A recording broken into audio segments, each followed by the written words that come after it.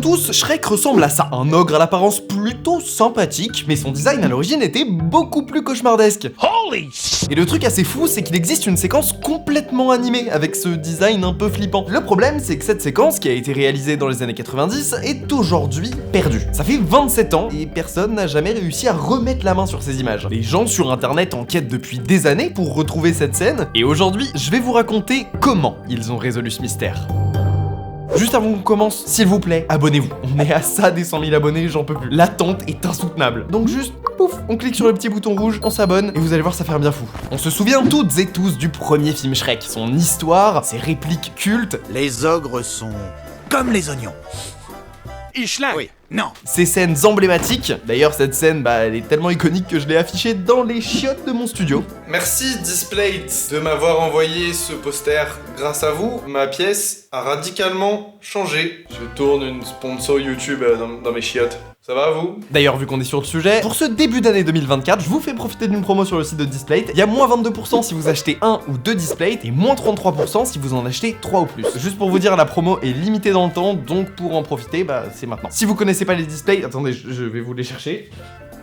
Donc, alors, Displate, c'est une super marque de posters en métal. Celui-ci rentre même pas dans le cadre tellement il est grand. Donc, Displate, c'est une super marque de posters en métal qui s'accroche extrêmement facilement grâce à un système d'aimant qui abîme pas les murs. Tous leurs produits sont fabriqués en Europe et expédiés hyper rapidement. Un Displate, c'est un peu le cadeau idéal, quoi. Votre petit frère qui est fan de Star Wars, par exemple, vous pouvez lui prendre un Displate. Votre cousine qui veut mettre, je sais pas moi, des posters des années 80 sur les murs de son appart, paf, Displate. Votre daron qui est fan de, je sais pas, Iron Maiden, pareil, Displate. Ouais, ils ont des centaines de collections officielles tirées de toutes vos licences préférées. Marvel, Le Seigneur des Anneaux, Harry Potter, Shrek, comme on l'a vu juste avant. Je vous laisse faire un tour sur leur site parce qu'il y a tellement de licences et de designs trop beaux que je peux pas tous vous les citer là. Par contre, je vous ai fait une petite sélection de tous mes displays préférés à laquelle vous pouvez accéder tout simplement en cliquant sur mon lien en description. En tout cas, moi, mon studio, il est rempli de displays. J'en ai mis dans mon décor, derrière moi, c'est que des displays. Dans la cuisine, dans mon bureau et maintenant dans mes toilettes. C'est un super moyen de décorer les murs de votre chambre ou de votre appartement avec vos licences préférées. Pour profiter de la promo dont je vous ai parlé juste avant, vous avez tout simplement à passer par mon lien en description et la promo elle s'applique automatiquement. Sinon vous pouvez aussi taper le code Nicolas lors de votre commande. Rien de plus simple. Merci à Displate et merci à vous si vous commandez chez eux parce que en faisant ça vous soutenez la chaîne et ça fait super plaisir pour commencer 2024. Allez, on retourne à la vidéo.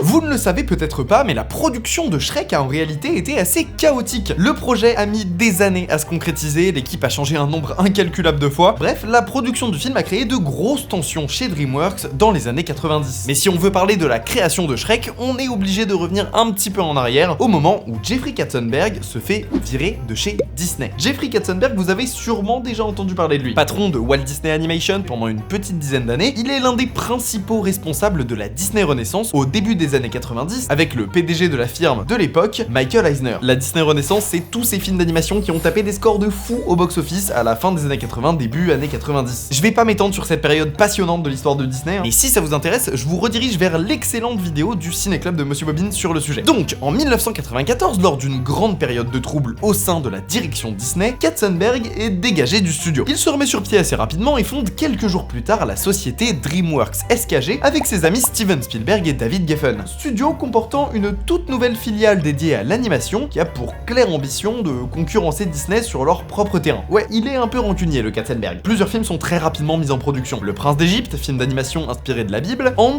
une comédie en animation 3D, et DreamWorks participe aussi à la production de Chicken Run en collaboration avec le studio Hardman et Pathé. Et ces films-là, hormis Chicken Run, c'est des films qui sont complètement nés de l'impulsion de Katzenberg. Et ces trois films qui ont des styles graphiques complètement différents. On sent bien qu'à cette période-là, au milieu des années 90, DreamWorks Animation est toujours en train de chercher sa patte, son identité visuelle. All of these we're trying to find our path, and these are the footsteps along the way to getting to a place. We began what I consider the R&D years of DreamWorks, in which we were trying to find ourselves and our path and what it might be. Plus tard, à la fin de l'année 1995, un autre projet sera mis en chantier chez DreamWorks Animation, toujours sous l'impulsion de Jeffrey Katzenberg. Je parle bien sûr de Shrek. Shrek est à l'origine un livre pour enfants écrit par William Stagg en 1990 qui raconte l'histoire d'un ogre moche et puant qui, accompagné d'un âne, part à la recherche d'une princesse aussi hideuse que lui. Quand DreamWorks rachète les droits du livre en 1995, personne au sein du studio ne sait vraiment comment adapter l'histoire. Le bouquin est vraiment pas très long, il fait que quelques pages, donc l'histoire doit être retravaillée, l'équipe doit se décider sur le ton du film, bref, tout ça c'est pas une mince affaire. Et ça va même prendre plusieurs années avant que l'équipe ne se décide sur une direction artistique précise. Le seul truc qui est à peu près sûr à ce moment-là, c'est le casting. Eddie Murphy est casté dans le rôle de Lan, lui et Katzenberg voulaient faire un film ensemble depuis plusieurs années déjà, et c'est Chris Farley, un humoriste assez populaire de l'époque, connu notamment pour ses sketchs sur le Saturday Night Live, qui est choisi pour interpréter le rôle de Shrek. Well, maybe I'm not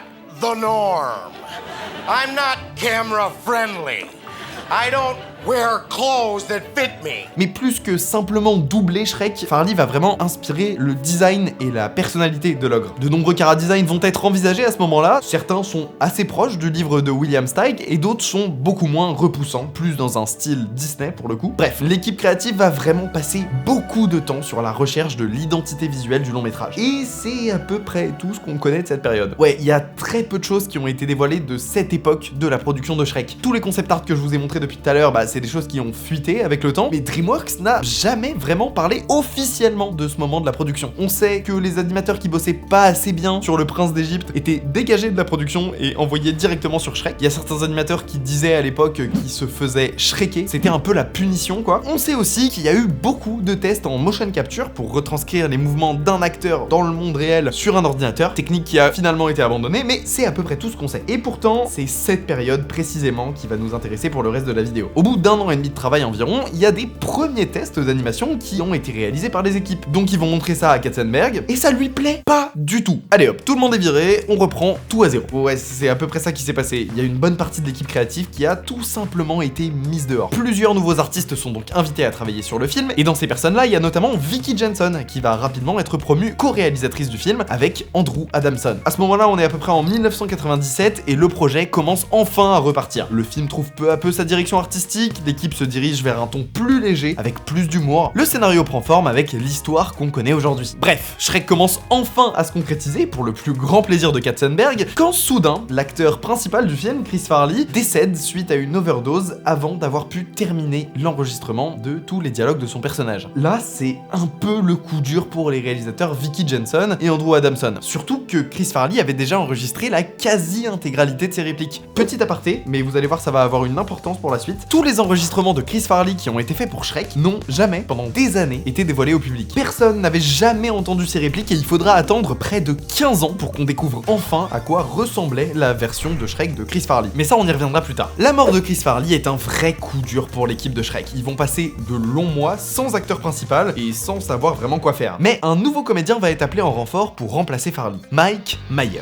You were expecting Prince Charming? Myers, un ancien ami et collègue de Chris Farley, va apporter une énergie différente au personnage. Il va s'écarter de l'ancienne version pour proposer son propre truc. Si bien qu'après l'enregistrement d'une bonne partie de ses dialogues, il va décider, de son propre chef, de changer la voix de Shrek pour lui ajouter un accent écossais. Il a donc fallu réenregistrer tout le film, et par conséquent, les animateurs ont dû reprendre un très grand nombre de scènes pour modifier l'animation. C'est aussi à ce moment-là que Cameron Diaz est casté dans le film, dans le rôle de Fiona. Après une production tumultueuse, qui a mis pas mal de temps à décoller, Shrek est enfin sur les rails pour le plus grand bonheur de Jeffrey Katzenberg. Artistically, this is a very well integrated visual film that has a look that fits the story and a style of animation that fits the tone of the picture. Le film sort finalement en 2001, avec une première au Festival de Cannes. En compétition officielle, ça n'a aucun putain de sens. Et lors de sa sortie au cinéma, Shrek devient un immense succès critique et commercial sans précédent pour DreamWorks. Le film plaît aux enfants, aux adultes, il gagne un Oscar, le tout premier Oscar attribué dans la catégorie meilleur film d'animation d'ailleurs. Toutes ces années à rechercher le ton du film auront fini par payer, puisque Shrek va devenir la blueprint pour tous les prochains films du studio. Gang de requins, Madagascar, Kung Fu Panda et j'en passe. And that is the defining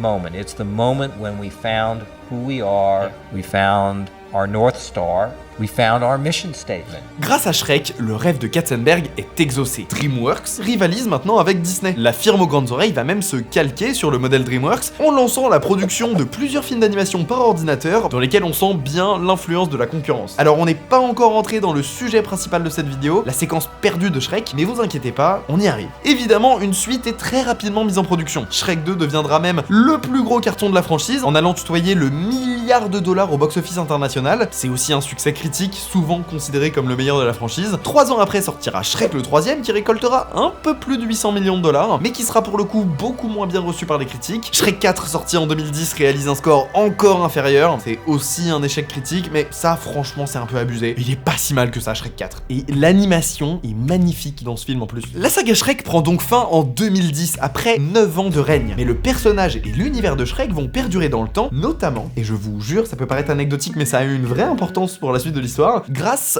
aux mèmes.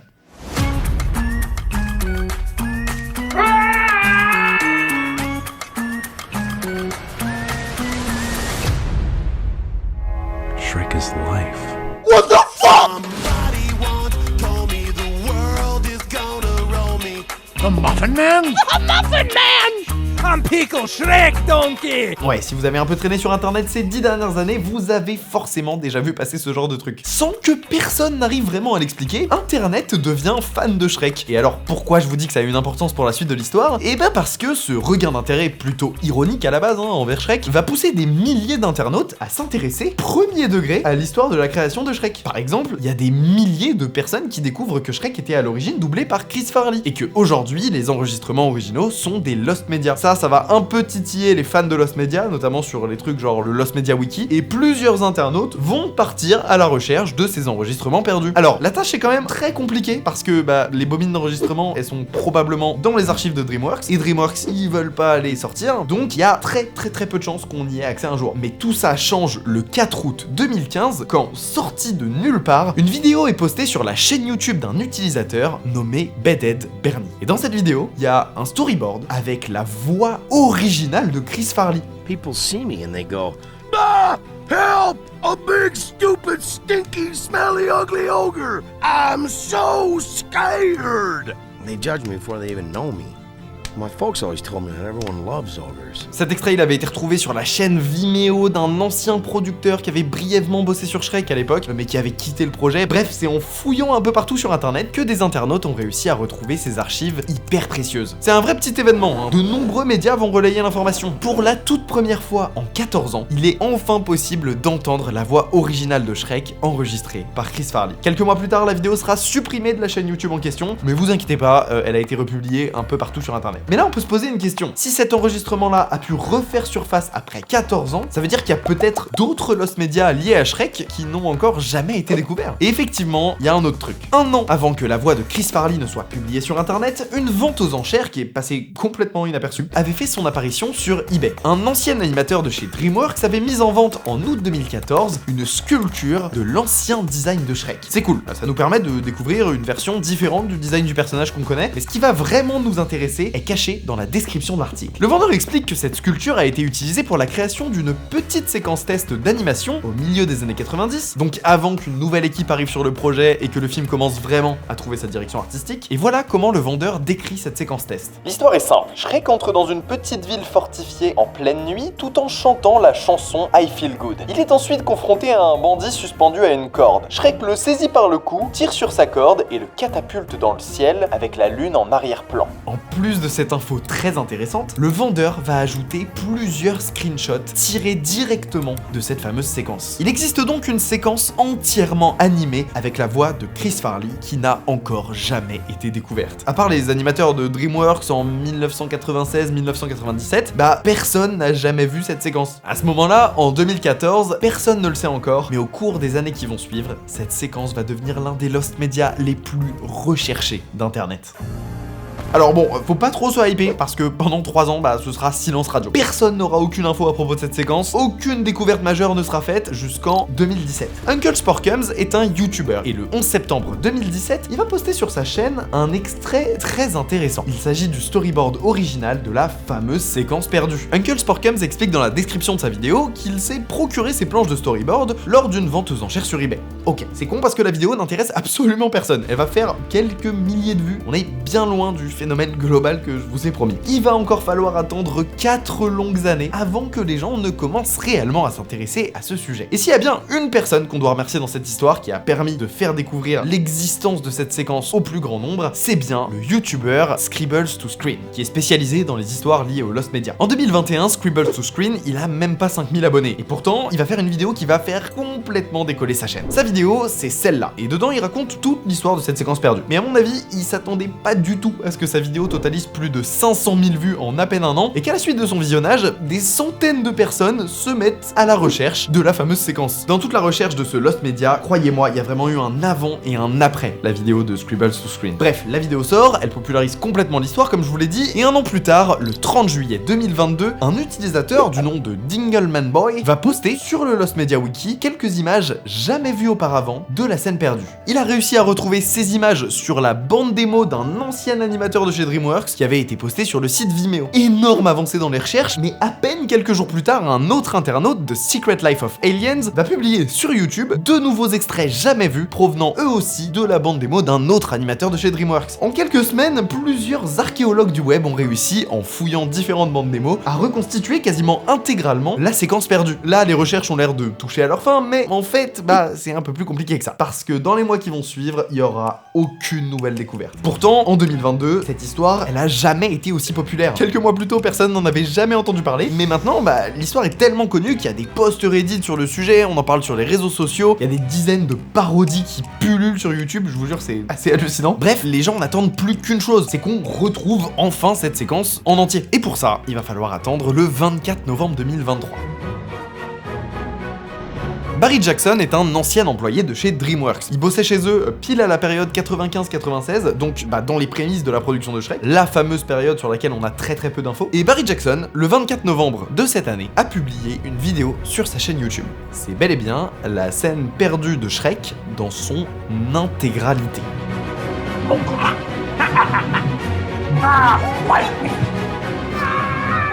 À ce moment-là, Barry n'a aucune idée de l'ampleur de ce qu'il vient de faire. I didn't know anything about this. I really didn't. Every now and then on Instagram, someone might ask me about the test, but I didn't think it was a big deal. A friend of mine had given me a copy of it. It was a VHS tape, and I had transferred it to QuickTime. It could have been 10 years ago or something like that, and then it just sat there, you know. I couldn't even find it, actually, when I was looking to put something on the YouTube channel. And then I came across it, and I thought, oh yeah, this might be of interest to someone, and then over 1 million people viewed it. I was absolutely astonished. I couldn't believe it. Avant de bosser sur Shrek, Barry avait travaillé sur les films Cool World et L'étrange Noël de Mr. Jack. C'est aussi lui qui a dessiné l'affiche de New York 97, et ça, c'est beaucoup trop stylé. Et donc en 96, il est embauché chez DreamWorks pour bosser tout d'abord sur Le Prince d'Égypte, et par la suite, il sera promu au rang de directeur artistique sur Shrek. Et puisque j'avais Barry sous la main, j'en ai profité pour lui poser quelques questions sur cette période un petit peu obscure de la production de Shrek. The execs more or less said there's this children's book that DreamWorks had bought the rights to called Shrek and see about making a low-budget feature. That was initially the idea. I think they had budgeted the film at around, I think it was 14 million or something like that way back then, which was really nothing. The only thing is, at this point in time, there wasn't a lot of knowledge about how to do a 3D film. In this group, there were a few people that had done 3D, but their methods were not the conventional methods we use today. They used a combination of motion capture and head sculpture that you could morph from one sculpture pose to another. So they had a method like that, and DreamWorks decided, you know, let's go ahead and let's do a test and let's see how this works. À ce moment-là, Barry fait partie des personnes qui supervisent la création de la toute première séquence test de Shrek, qui va devenir la fameuse séquence perdue avec la musique I Feel Good. Le souci, comme on l'a vu plus tôt, c'est qu'à ce moment-là, il y a un véritable manque de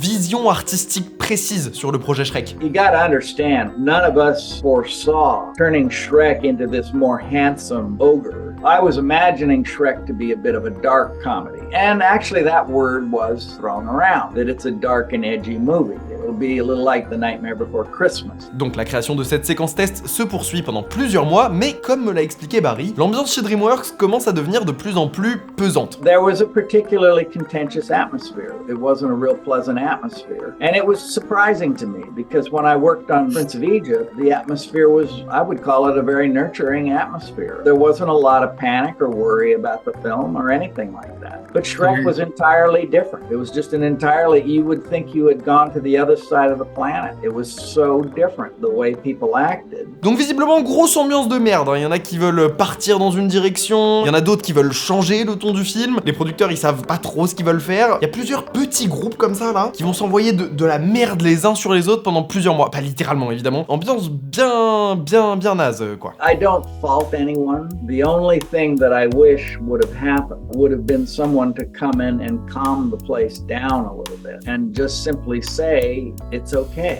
Et quand la séquence test finalisée est enfin montrée à Katzenberg, bah la direction artistique globale du film elle a déjà changé. Maintenant, ils ont décidé que Shrek serait un film beaucoup plus coloré, beaucoup plus soft. Katzenberg, il aime pas l'animation, bref, y a rien qui va, donc l'équipe de Barry est virée. Toute l'équipe sans exception. It's all agreed upon, and then we go down and we do the test, and then all of a sudden everybody's backpedaling and going, wait a minute, I was never a part of this. This was never anything I wanted to see. I didn't, and that's all untrue. It's completely untrue. They paid for it, they approved it. They did everything to make that test the way that it looks. It's always hard to realize that you're being shown the door. To production design a feature for DreamWorks was the biggest job I'd ever had. I did not imagine that I would fail at it. Could not even grasp the idea that I could fail at it. But there are things that go on inside the making of a movie and inside the makings of a corporation that I don't think anyone can understand. Et tout ce petit monde qui a travaillé sur cette séquence-là, tous ces animateurs, ils vont pas se laisser abattre et ils vont commencer tous ensemble à bosser sur un nouveau projet, un petit court-métrage qui s'appelle Los Gringos, qui est plutôt une belle réussite technique. Fun fact, c'est Michael Giacchino qui a fait la musique de ce court-métrage, donc quelques années avant qu'il commence à travailler sur les musiques de tous les Pixar et qu'il fasse aussi la musique de plein d'autres gros films Disney. Et il y a un autre petit nom que vous reconnaîtrez sûrement dans le générique. Hi, I'm JJ. You know, I've never been interviewed about Shrek or anything like that. I've never been asked about what happened in the early days of Shrek until after I put this online, and all of a sudden there's a lot of interest. So yeah, it's kind of strange how that is. En 2001 donc, Shrek est sorti au cinéma dans une version complètement différente de cette séquence test. Et vous savez ce qui s'est passé aussi cette année-là? En 2001 a eu lieu le tournage du tout premier film Spider-Man. Et sur ce tournage, il y a 4 costumes à 50 000 $ pièce qui ont été volés dans les studios de Sony. Il y a eu une enquête titanesque pour retrouver ces costumes et j'ai fait une vidéo que vous pouvez voir juste ici dans laquelle je vous raconte toute la traque de 18 mois qui a eu lieu pour remettre la main sur ces costumes. Avant qu'on se quitte, n'oubliez pas de faire un petit tour sur le site de Displate, il y a le lien qui est juste en description qui vous permet d'avoir jusqu'à 33% de réduction sur votre commande. Merci à Barry Jackson pour sa participation à la vidéo. Bonne année 2024 à tout le monde. Je vais essayer de faire en sorte de sortir plein de vidéos cette année. J'espère que je vais y arriver. On se retrouve très vite. Ciao.